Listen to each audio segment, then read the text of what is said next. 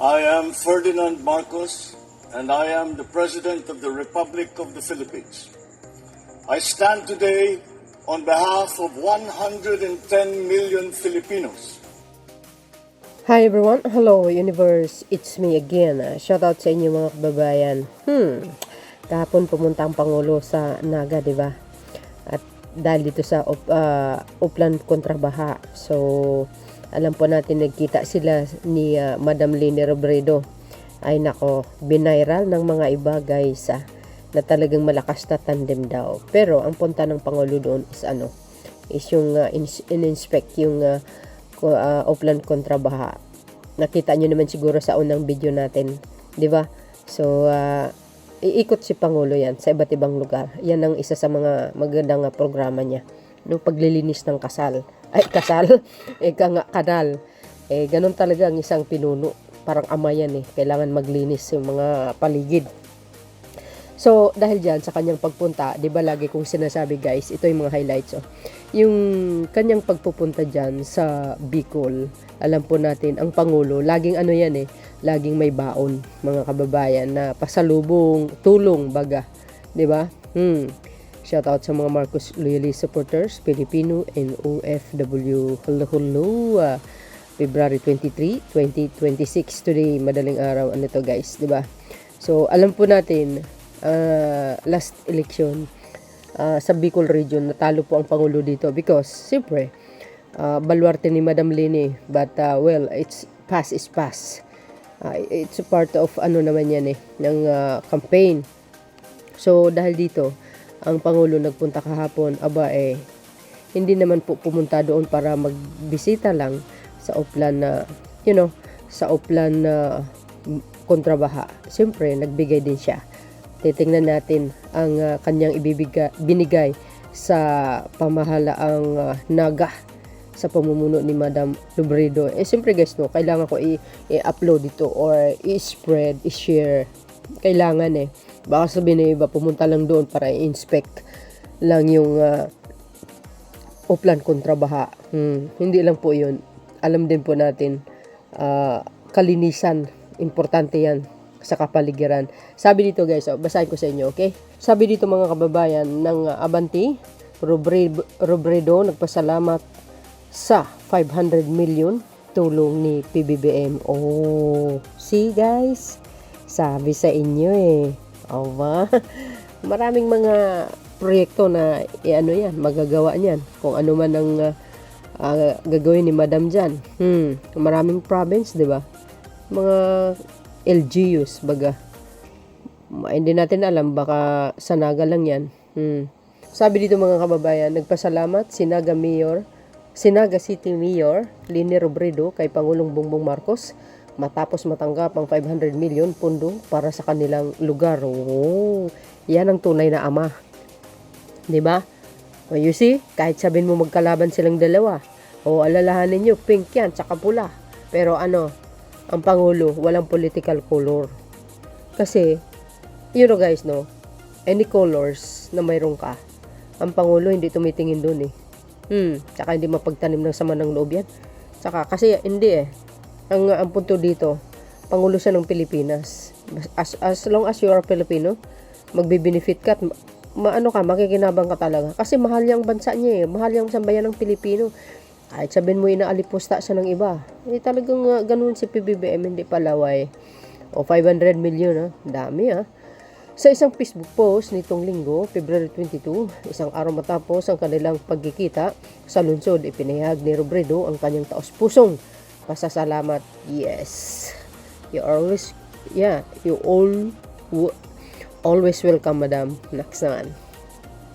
Sabi dito, mabalos pong muray, Mr. President, sa pag-turnover Kansaro for 500 million para sa pagkakakarhay sa atong Coliseum. Ganun. Hindi ko maintindihan to guys because Bicol ito Pero I think parang papagawa sa Coliseum. Mabalos man po ki Senator Kiko Pangilinan na iyo na nahagdanan tang tabang para maidulok. Ini nga sa Malacanang nagpasalamat man kita ke Secretary Executive Secretary Ralph Picto na iyo si nag-facilitate kan sa atong request. Oh, ayun, to the rescue ang Pangulo. Wow, grabe guys, ha? Ang laki nun. Wow. Ganyan talaga. Magtulungan na lang tayo kaysa naman away-away. Puro banatan na lang sa social media. Grabe. Hindi tayo asenso pag ganyan eh. Pero siyempre, di ba? Hindi naman tayo papayag pag binanatan ng Pangulo eh, kailangan paunawa din natin sa kanila na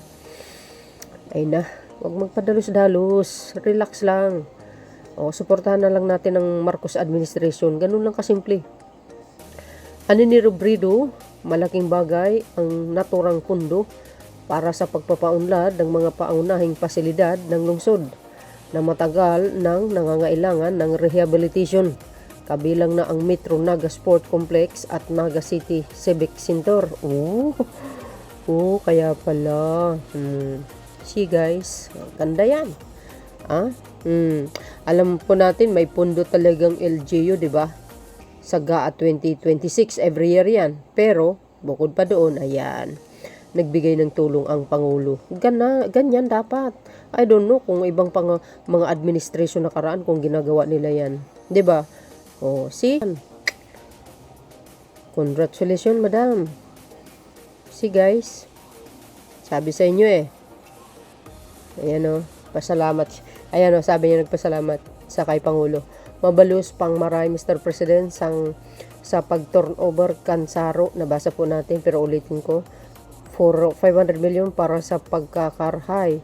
Kan satong Coliseo mabalus man po kay Senator Kiko Pangilinan na iyong hahagdanan parang ang way si Senator Pangilinan na tangtabang para maidulok ini sa Malacanang. Nagpapasalamat man kita ke Executive Secretary Ralph Picto na iyo nga nagfacilitate kan sa atong request sa pangpondo pon kan Coliseo mapakakarhay ta nga ngunyan na taon si mang important facilities kan sa to syudad na nababaan ng birang taon kabaliw dia di na Metro Naga.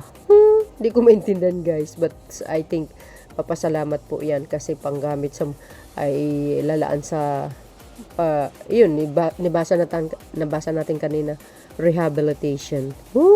Social.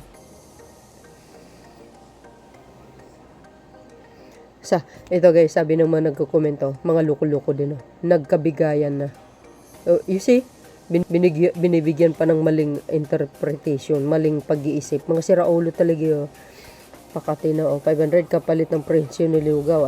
Ayan, mga DDS yan bakit natitrigger kayo mga DDS? Anyari? Malakas ba ang kalaban? Like for example guys, because no confirmation pa naman if they are tandem 2028, PBBM and Madam Lini. No confirmation not sure yan. Yung mga lang ang what if, parang ganun. What if sila ang magtandem ng 2028? Ay, delikado kayo mga DDS. Wala na kayong panama. Malakas ang hatak din ng pink. Sunny person ng dilaw yan. Lalo na yung kulay pula. Milyo. Bulto-bulto ang Marcos loyalist. Sa buong Pilipinas. Alam po natin yan. Kayo wala kayong loyalist. Si PBBM lang mayroon. Natitrigger ang mga DDS guys. Malita konti lang yan. Natitrigger sila ga. Nanliliit yung mga bitlog nyo. Para lang pumunta si PBBM doon, mag-inspeksyon. Nag-react kayo kaagad. Natatakot ba kayo? Kayo naman, relax. Di ba? Matagal pa. Hintayin nyo. Malay nyo, di ba? Magkanda totoo yan. Magtandem silang dalawa. Oh my goodness. Di ba? Malay nyo, magtandem sila. Pag nagtandem sila, mas maganda wag na lang kayong tumakbo. Sigurado yan. talagang papatok sa takalya yan. Bakit kanyo? Si Pangulong Marcos na lang Iba't ibang lugar ng dako ng Pilipinas. Grabe ito. Very hands-on ito sa kanyang mga kawanggawa, mga proyekto niya. Tulong pa lang Grabe, bumubulusok Di ba? Tulad yan, kay Madam. 500 million tulong. You see? Wala pa yatang nakakagawa niyan sa Naga, kundi si PBBM lang. Di ba? Kasi nga, kailangan din nila Madam Leni Robredo yan. Kailangan nila talaga yan pang rehab sa mga rehabilitation sa kanilang mga proyekto. Si Pangulong Marcos Jr. hindi nagdadalawang isip. Siyempre, Pilipino mga yan kailangan ng tulungan, saka amasa ng bayan. Kayo, mga DDS, natitrigger kayo. Takot ba kayo? Wag ganun. Walang takot-takot. Naloka na itong mga DDS May daga na sa dibdib. Diba DDS? Takot kayo? Wala kayo.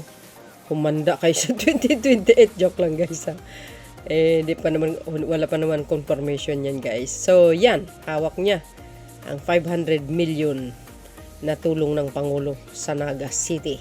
Shout out sa mga taga Bicol. Shout out So yun guys, maraming salamat sa inyong watching. See you again on my next upload. Bye bye bye and babus. God bless Philippines. Sumanda kayo mga DDS. Sarap pa sa rin mga DDS nagagalit sa comment section. Follow me and likes guys. Bye everyone. Bye guys.